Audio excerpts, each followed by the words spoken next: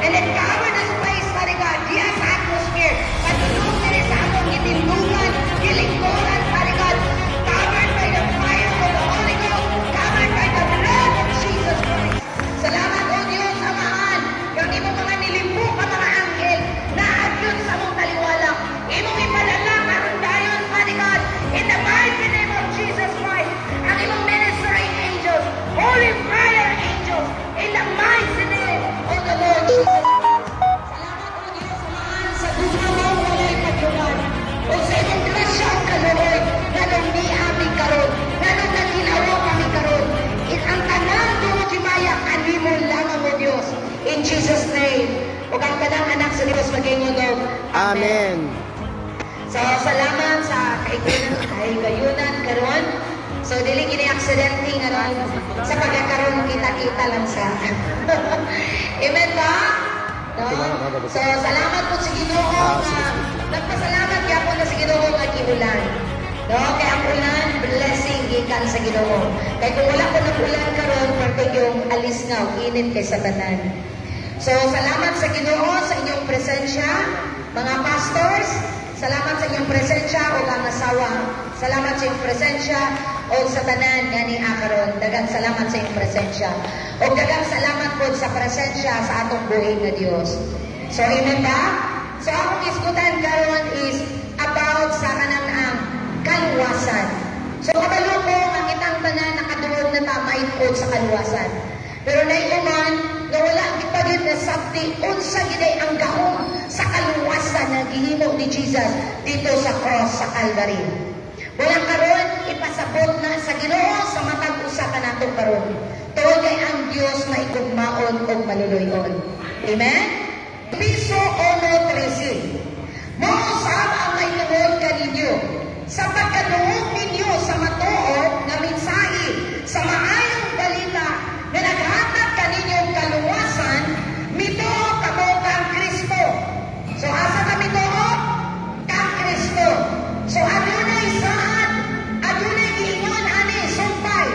Pusa, sa diya kami tuo kamo kang Kristo, pusa ipatikan kamo sa Dios. Pinaagi sa paghatag kaninyo sa Espiritu Santo na iyang gisaad timaan nga ikaw iyan na sa Dios. So, kinsay ganahan na ikaw mahimo nga iya nagyug ka sa Dios.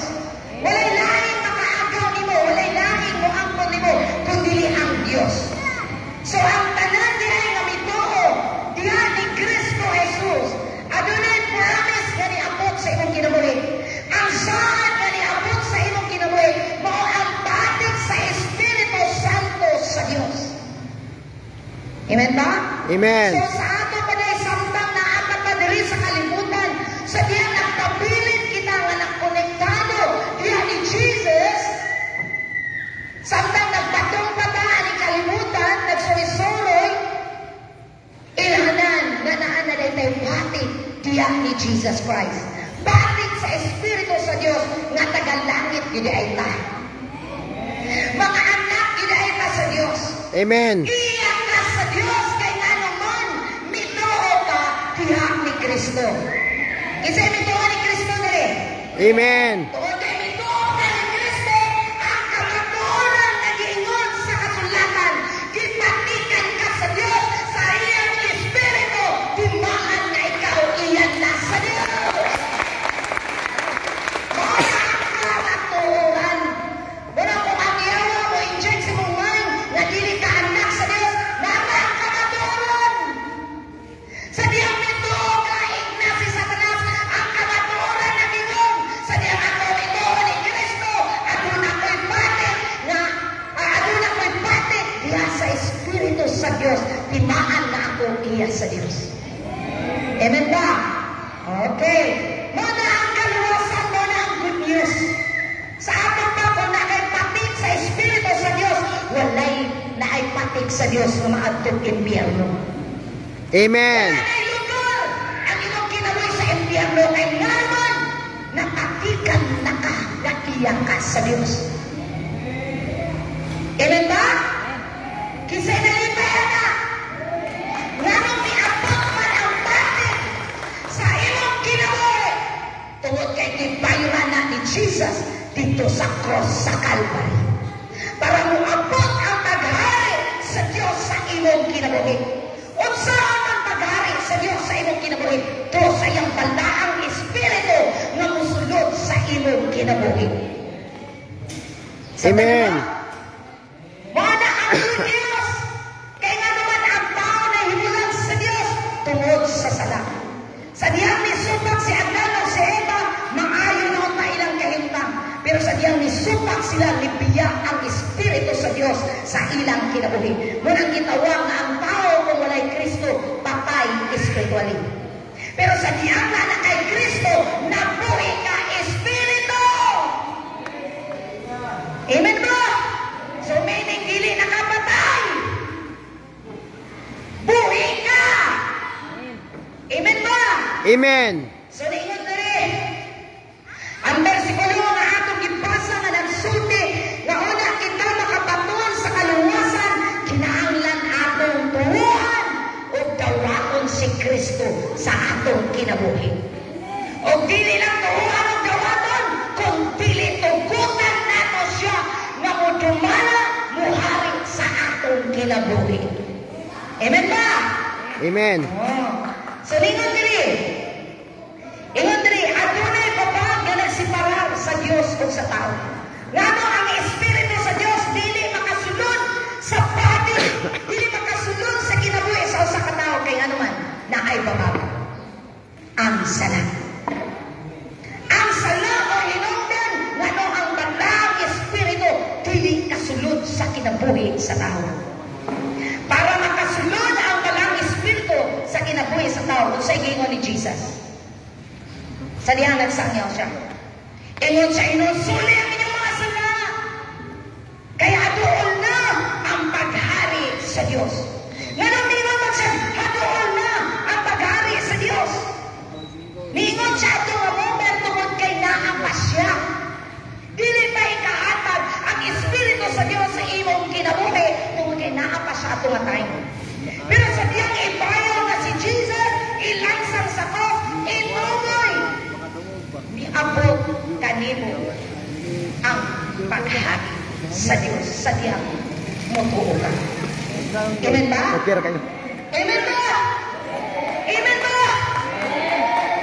Walang kinahanglan natin sabton kung anong kinabuhi.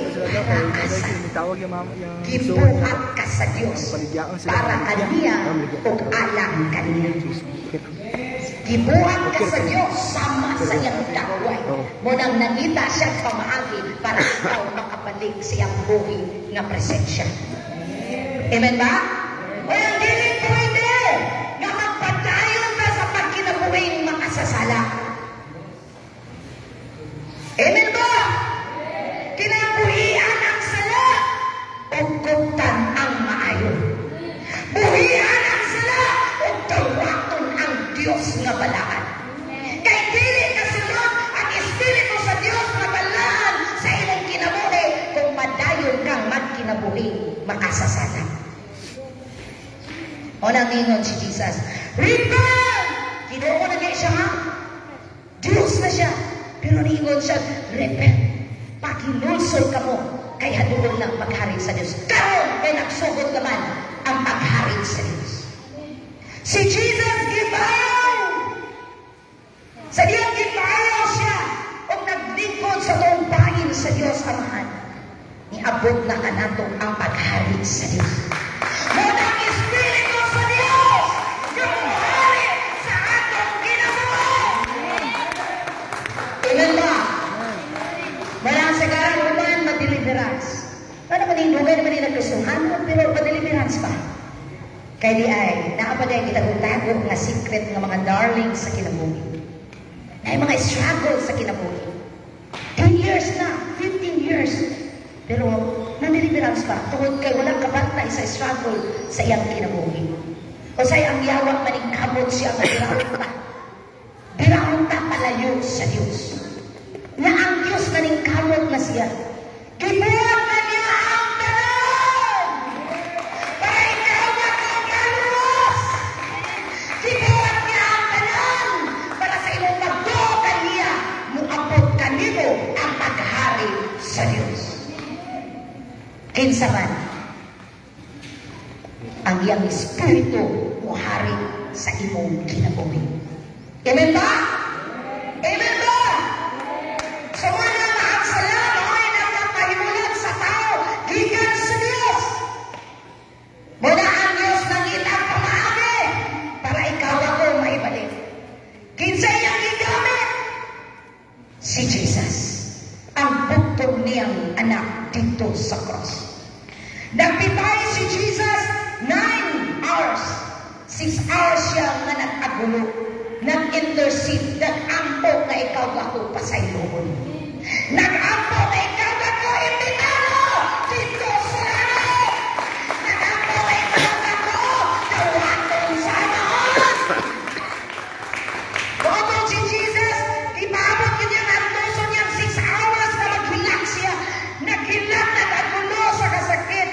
Nga patiyon para lang maabot nimo ang maayong kaugmaon sa imong kalaban.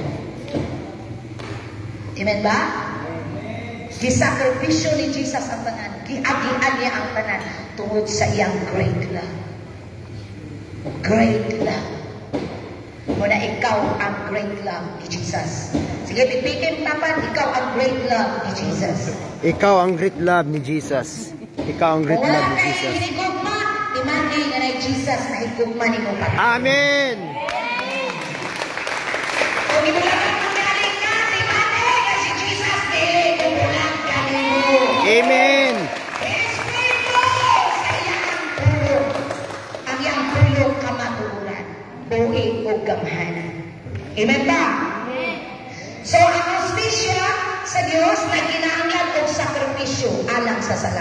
Motong si Jesus. Nag-ampo.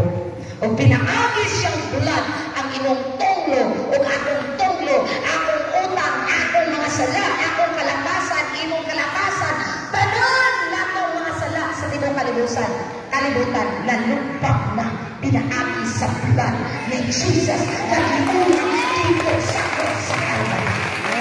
So, ang kasulatan na Ginoo na si Jesus nagpakatawag na naitupo o uloy o pinaagi ni Eli, gipatlo niya ang yawa na may kahong sa kamatayon.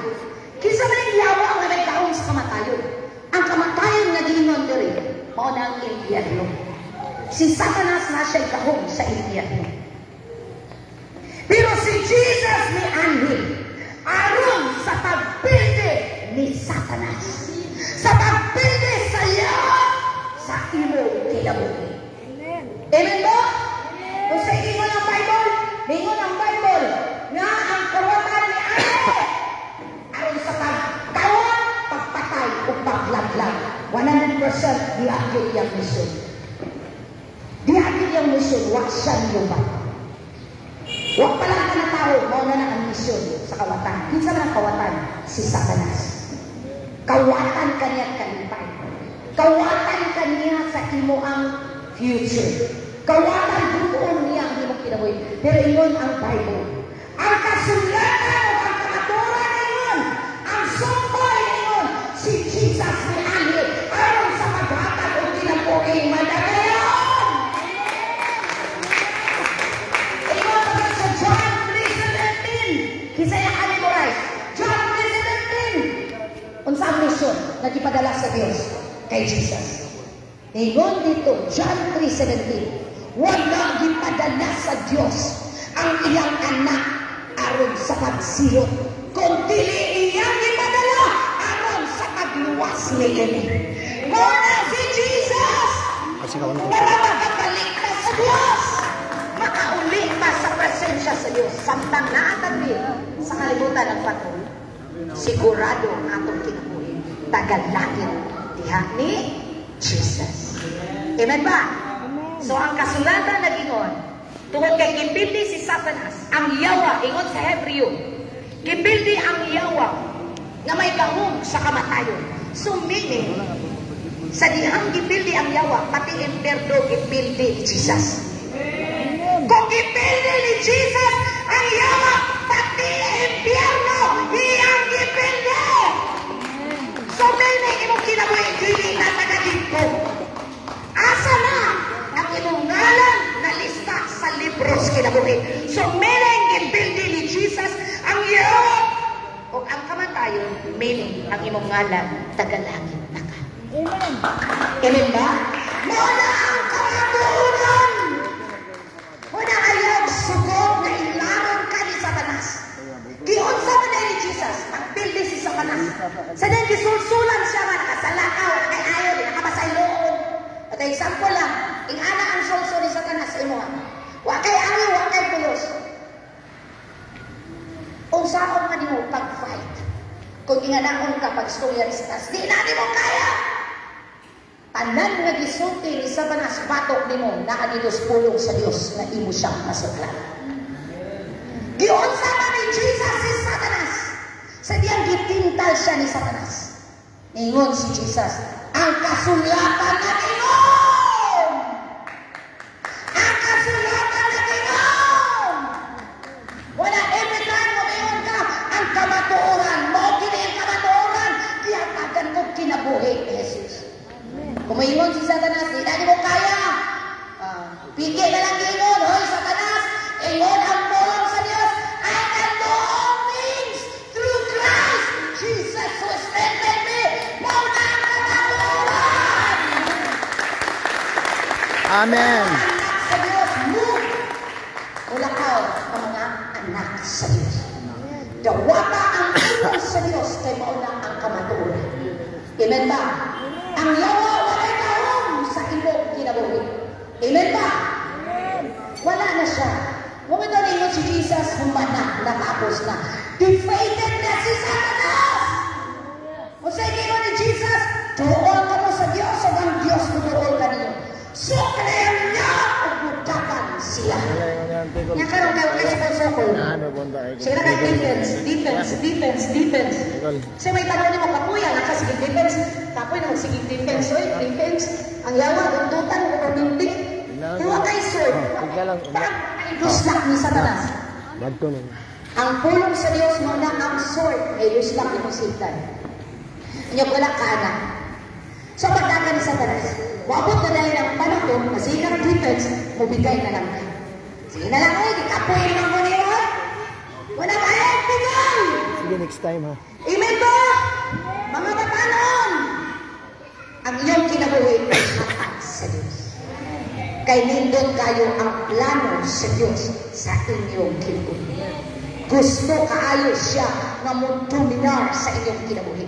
Nganong ang tao nawala sa plano sa Diyos, nakadominar ang yawa sa iyang kinabuhi, sa iyang nakasakasya. So karon nangitang pamahagi ang Diyos Amahan para ang pag-dominar ni Satanas sa iyong maputol. Ang connection ni Satanas sa iyong kinabuhi maputol. O ang pag-dominar sa Diyos sa iyong kinabuhi makapadayon. Amen ba? Walang kinahanglan nato nga pahagon ang Diyos sa atong sulod, sa atong kinabuhi. Kay gibuhat na ni Jesus ang tanan dito sa cross. Gawon to diri. Amen ba? Gawon to diri. Sa diyang moto Gawon to diri. nga si Yesu Kristo. Maong imong mangluluwas, mudawat ka sa maayong balita nang patikan ka sa Diyos. Siyang Espiritu, diin ikaw iyan sa Diyos. Amen ba? Hallelujah.